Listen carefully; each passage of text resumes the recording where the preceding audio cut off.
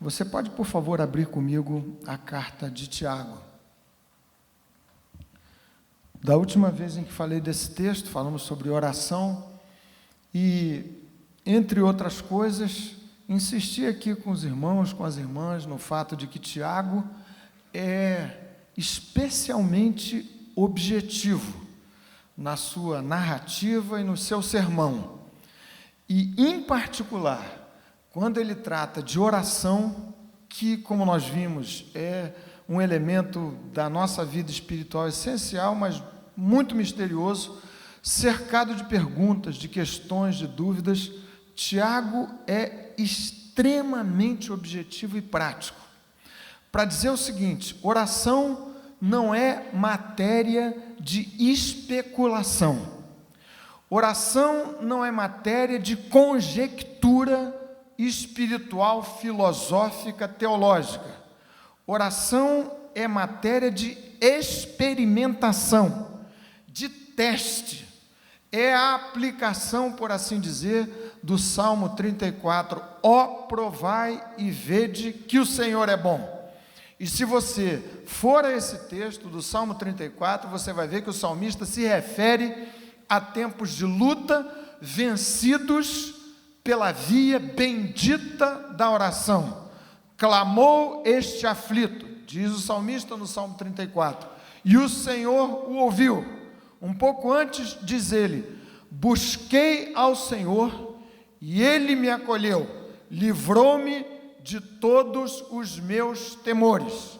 E prossegue dizendo nesses termos: ó, provai e vede que o Senhor é bom, bem-aventurado o homem que nele se refugia. De volta então ao pensamento de Tiago, o que diz Tiago a respeito da oração? Situações em que a oração é o único remédio, é a prescrição do Espírito Santo para estas tais condições.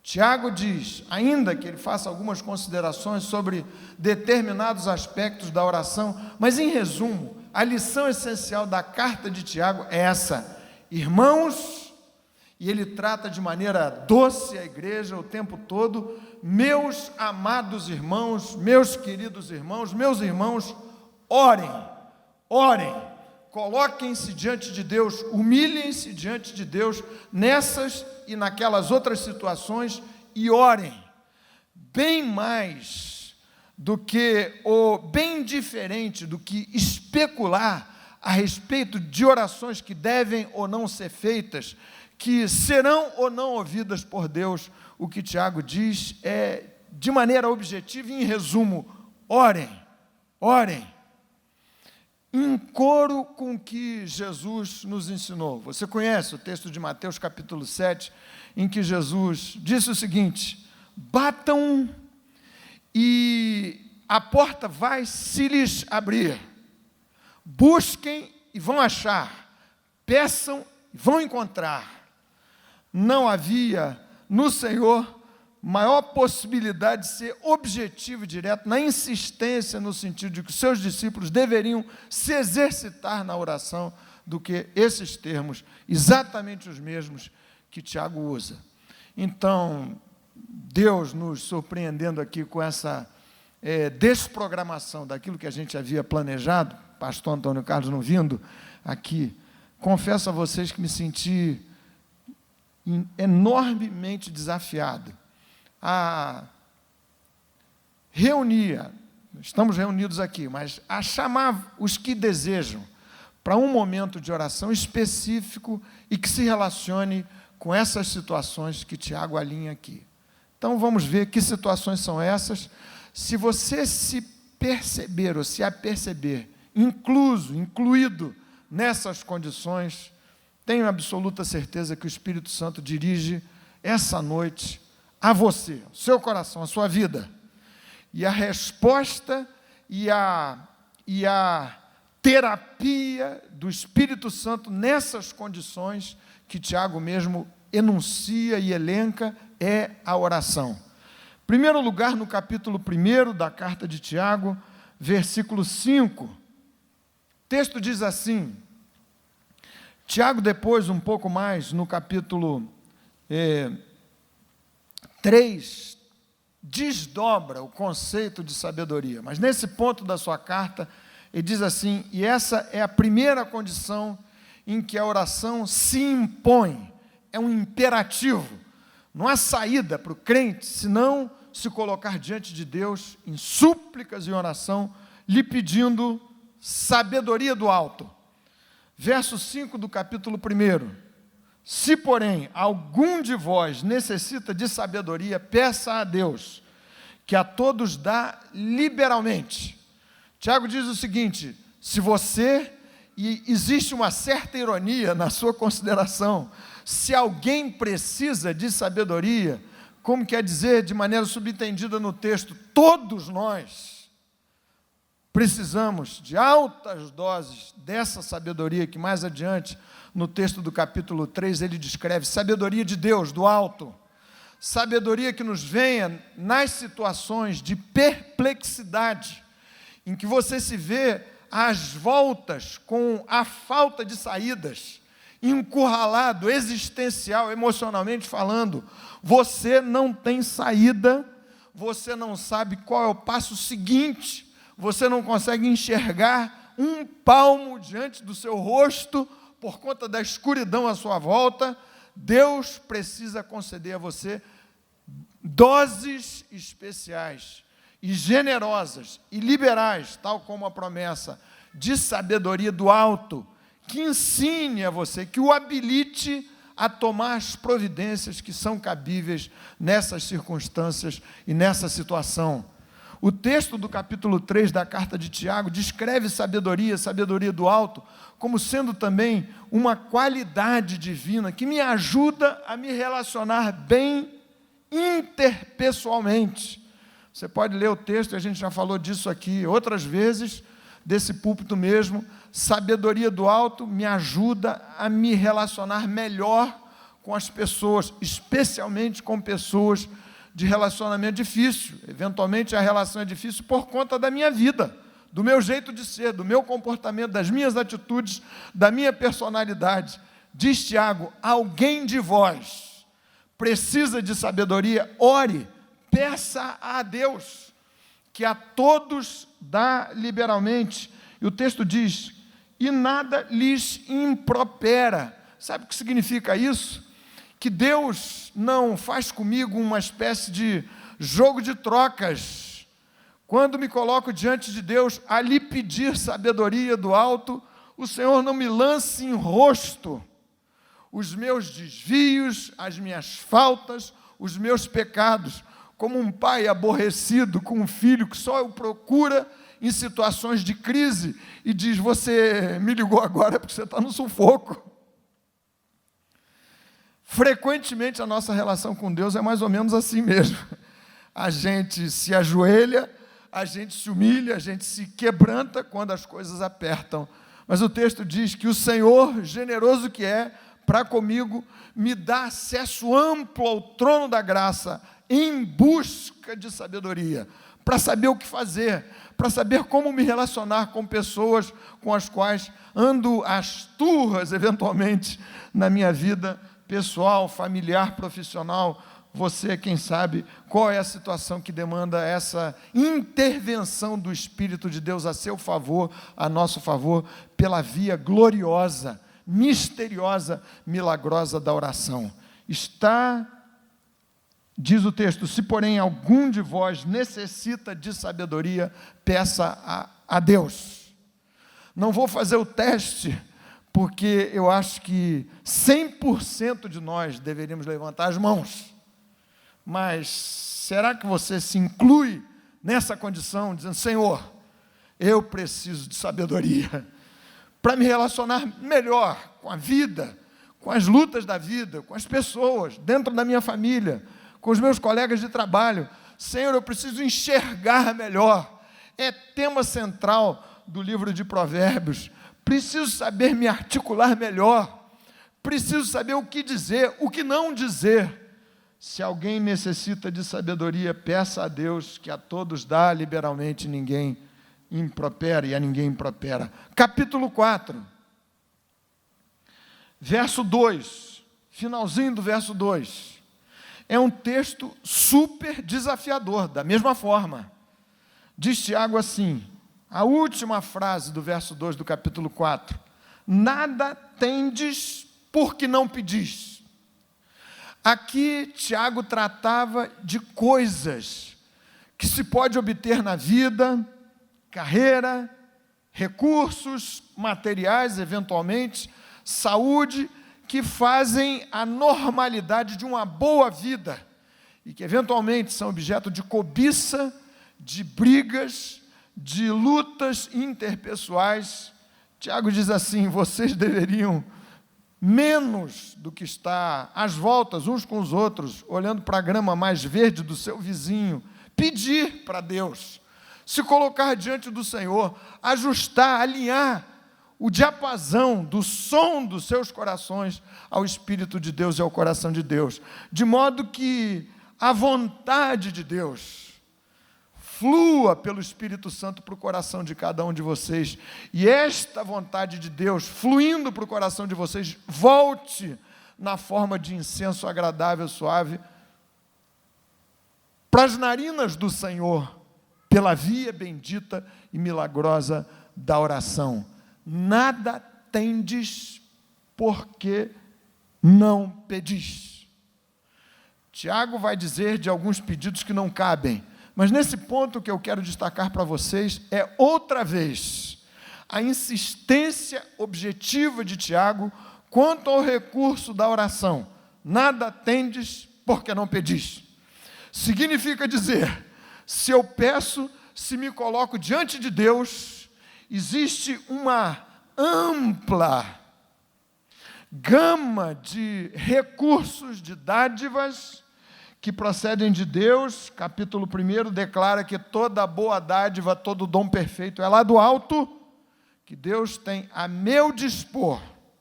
E o Deus que decidiu a minha salvação, também decidiu de maneira soberana abençoar a sua igreja, o seu povo, por meio do recurso misterioso, milagroso da oração.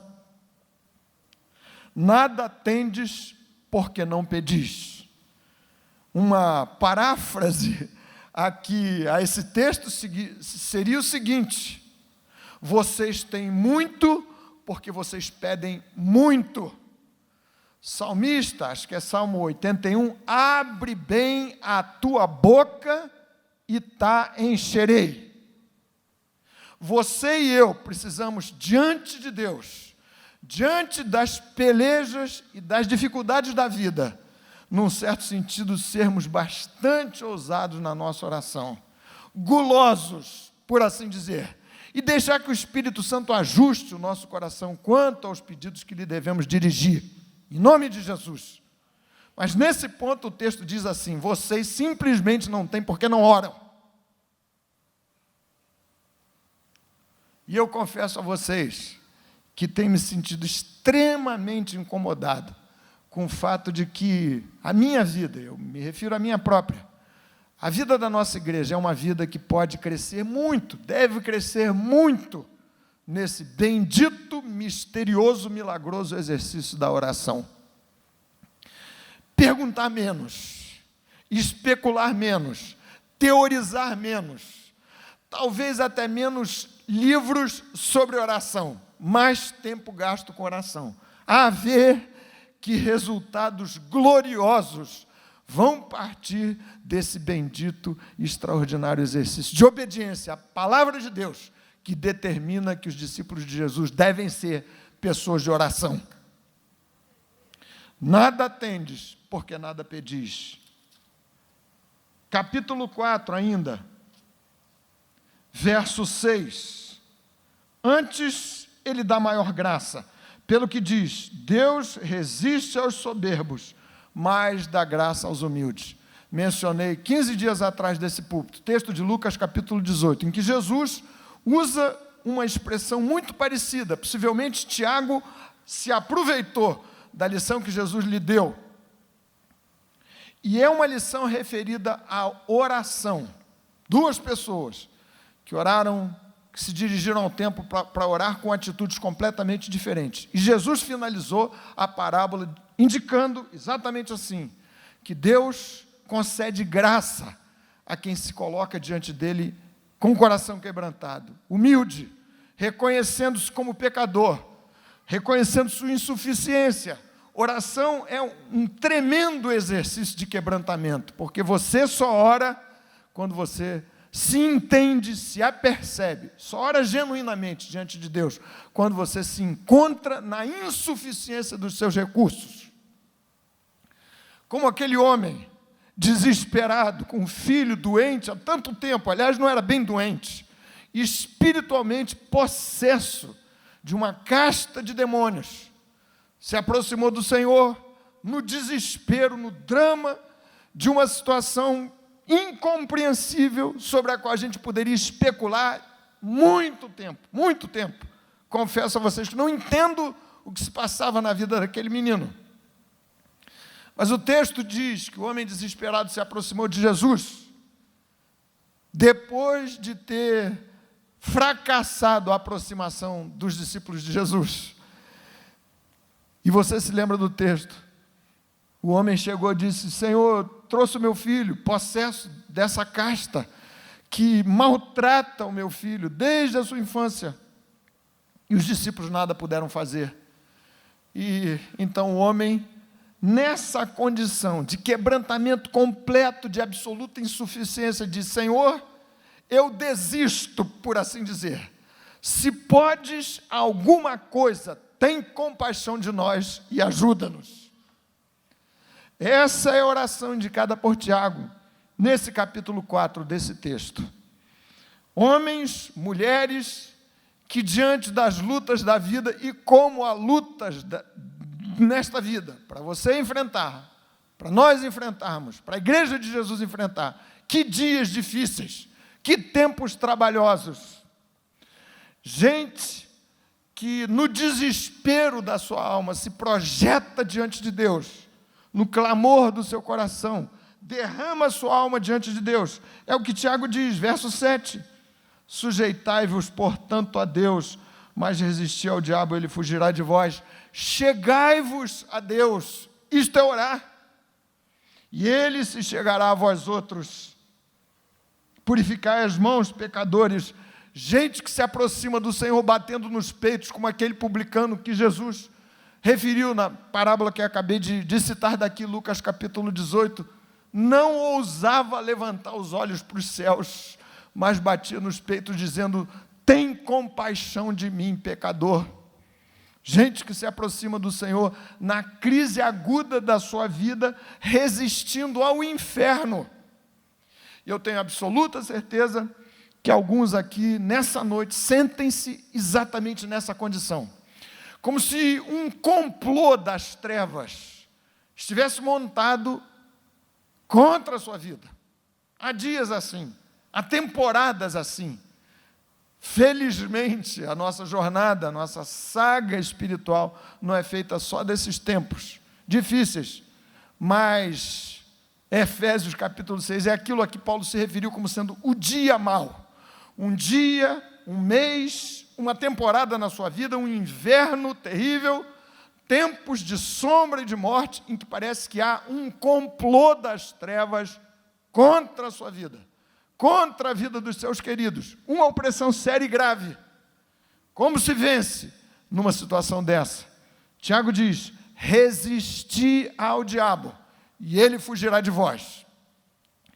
E a resistência implica em povo de Deus de joelhos orando.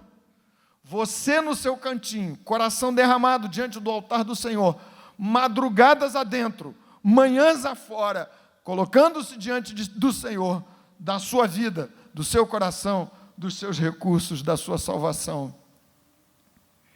Resisti ao diabo, e ele fugirá de vós. Quando a tentação bate à porta do seu coração, promovendo aquela combinação explosiva a que Tiago se refere, um coração corrupto, que é o nosso, regenerado, porém sujeito à corrupção do pecado, um mundo decaído e um inimigo super ardiloso. Esta tríade explosiva que acaba gerando a concepção do filho do pecado, diante dessa luta, dessa pressão, dessa prova, resistir ao diabo, diz Tiago, pelo recurso da súplica e da oração, e ele fugirá de vós. Meus irmãos, minhas irmãs, os tempos são difíceis, você sabe disso. Não tem a ver com sua preferência política e ideológica, como já disse daqui. Não tem a ver com a sua avaliação das coisas, da crise, mas são dias muito difíceis, muito trabalhosos. Para falar da cena nacional, vamos concordar que a situação não é simples.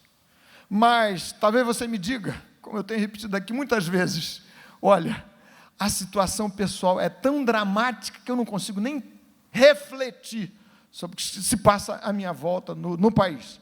Se esse for o seu caso, da mesma forma, o recurso à terapia sugerida pelo Espírito Santo é oração. Oração. Essa semana, conversei com algumas pessoas, pessoalmente, por telefone, situações assim, difíceis, de lutas, descrição de quadros que me deixaram o coração terrivelmente abalado e comovido, dizendo: Senhor, eu não sei como eu reagiria diante de uma prova dessa natureza. E a pessoa com quem eu falava me disse: mas eu estou firme. Eu disse: graças ao Senhor, misericórdia de Deus. Mas ao menos me comprometi a orar um pouco mais por esta pessoa, diante desse quadro de crise, de luta e de dor. Resisti ao diabo e ele fugirá de vós. Capítulo 5, que nós lemos 15 dias atrás, verso 13. Vejam o que diz o texto. Outra vez, objetividade total. Está alguém entre vós sofrendo? Vejam só, meus irmãos, Tiago poderia, nesse ponto, teologizar bastante, e ele tinha competência para isso, sobre a teologia do sofrimento, indicar o que se passa, o que está por detrás, nos bastidores de uma cena de sofrimento, envolvendo a vida de um cristão. Haveria tanto mais para dizer, quem sabe para pacificar o coração de crentes em sofrimento, mas nessa maravilhosa e desafiadora objetividade, diz ele: está alguém entre vós sofrendo, faça oração. Faça oração. Como disse 15 dias atrás, vou dizer de novo, é impossível, claro, que num ambiente assim, com algumas centenas de pessoas, não haja pessoas às voltas com grave sofrimento. Alguns cuja raiz, cuja causa você, em sofrimento, consegue perfeitamente identificar, mapear. Você não tem a menor dúvida de que o aguilhão, de que o espinho é esse. Tem nome, tem sobrenome, às vezes tem CPF, tem endereço certo, uma conjuntura, um ambiente, um contexto, mas há situações tão difíceis na vida que, eventualmente, há sofrimentos cuja origem a gente nem consegue identificar exatamente. Tempos em que a alma se vê às voltas com aquela nebulosa séria e grave a que me referi há pouco.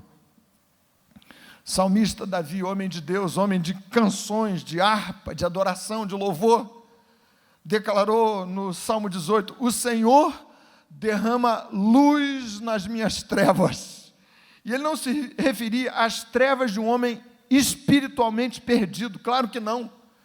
Ele indicava o fato de que, para os salvos, para as salvas em Jesus, haverá momentos sérios e graves de trevas espessas e que implicam em grave sofrimento. Está alguém entre vós sofrendo? Faça oração.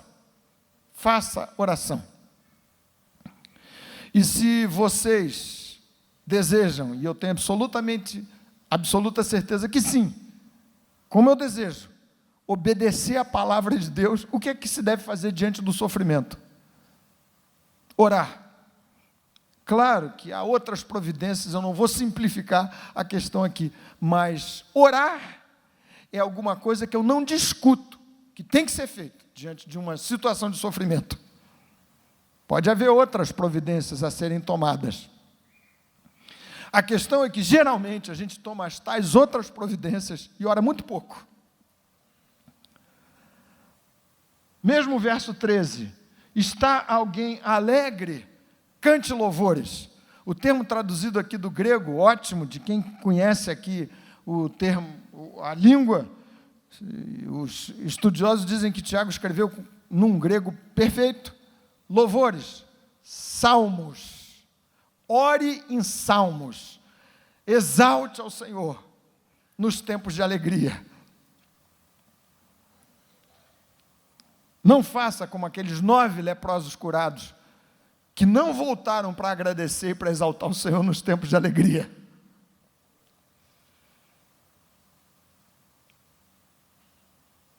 Finalmente, há uma sexta condição, alinhada aqui por Tiago, como sendo condição que impõe na vida do povo de Deus o recurso da oração. Verso 14 do capítulo 5. Veja comigo, por favor. Está alguém entre vós doente? Chame os presbíteros da igreja, e estes façam oração sobre ele, ungindo com óleo, em nome do Senhor.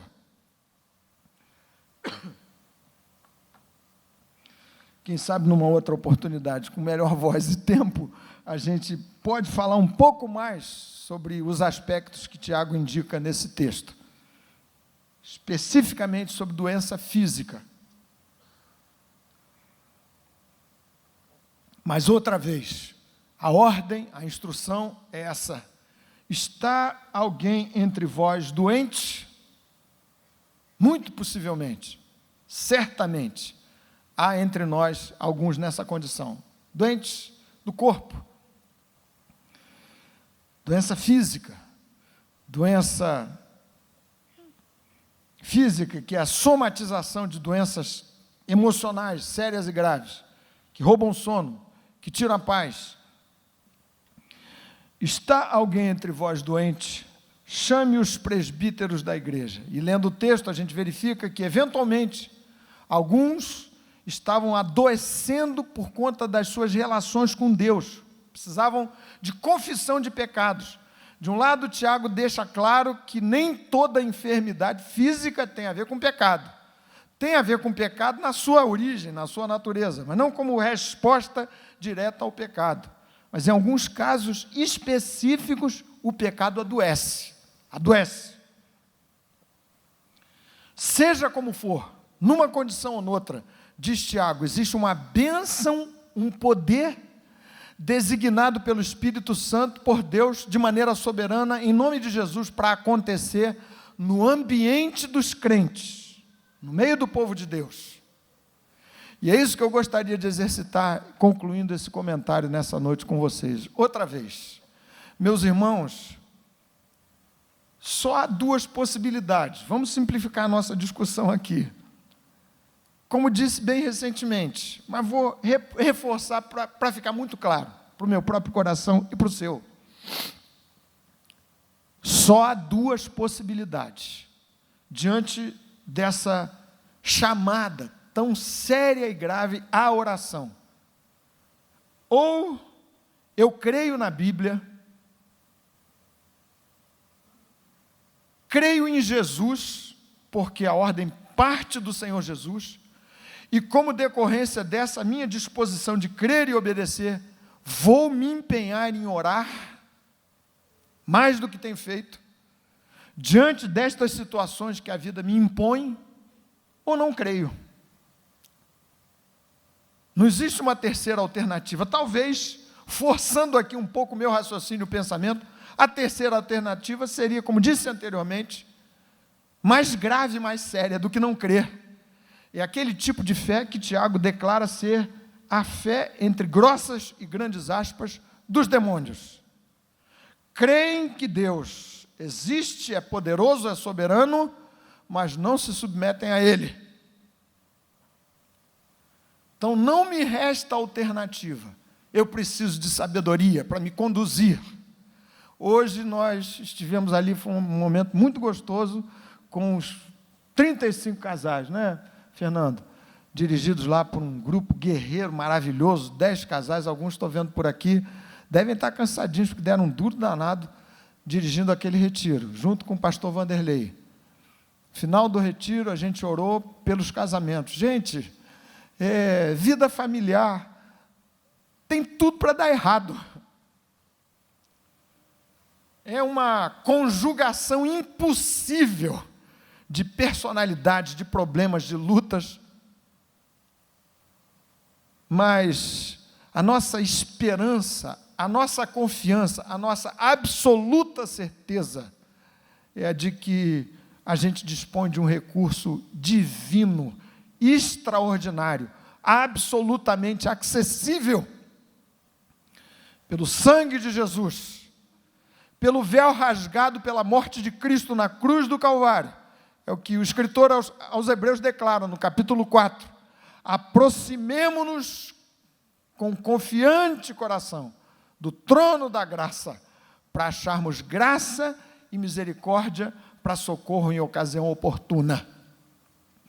Isso vale para casamento, vale para a vida familiar, vale para a vida profissional, travada, mal estabelecida, não estabelecida, vale para a doença, vale para a pressão das trevas, do diabo, tentações. Quero convidar vocês para um momento especial de oração, aproveitando que a gente tem um culto um pouco diferente nessa noite. Tantas vezes a gente repete esse exercício. Convidar para orar. Você sabe, eu tenho repetido, vou repetir outra vez. Não é porque você se levanta ou deixa de se levantar. É a disposição da sua alma, do seu coração. Mas o exercício, a disposição física, eventualmente traduz aquilo que está no seu coraçãozinho. Um homem subiu para orar, com a cabeça curvada e batendo nos peitos. Elias meteu a cabeça entre os joelhos, para pedir que caísse chuva, depois de 3 anos e meio sem chover. A gente precisa colocar a cara, me desculpem o termo, no chão, espiritualmente falando, quebrantando a nossa alma diante de Deus. Como Elias fez, orou porque se tratava de uma crise nacional. Essa é a 7ª situação em que a oração se impõe. Elias percebeu que a oração era o recurso, o remédio. Orou primeiro para que não chovesse. Depois orou para que chovesse. Crise nacional. A chuva precisava cair sobre justos e injustos. E ele buscou o Senhor, com o rosto no chão, no pó, disposição de alma, de coração, de quem deseja viver uma vida diferente, nova, pelo poder do Espírito Santo. Quero chamar vocês aqui para orar. Meu último comentário antes da gente orar. Vamos nos lembrar do que Jesus nos disse, que a gente repete tantas vezes. Porque onde estiverem 2 ou 3 reunidos em meu nome, aí estou eu no meio deles. Então, meus irmãos e irmãs, existe graça, vida, bênção para a sua oração individual, você no seu quartinho, como Jesus ensinou. Mas existe um poder de que só se apropriam os crentes quando juntos, quando orando juntos. Isso é uma maravilha do que nós vamos fazer agora. Muita vitória você vai alcançar orando sozinho, você no seu cantinho, no seu quartinho, sozinho. Mas a graça que o Espírito de Deus dispensa na direção do seu povo e da sua igreja, quando o seu povo se reúne para orar. Onde estiverem 2 ou 3 reunidos em meu nome, aí estou eu no meio deles. Isso vale para a família. Você orando em família, você com seu cônjuge, com seus filhos. Aqui na igreja nós vamos repetir esse assentimento ao mandamento de Jesus e a palavra de Tiago.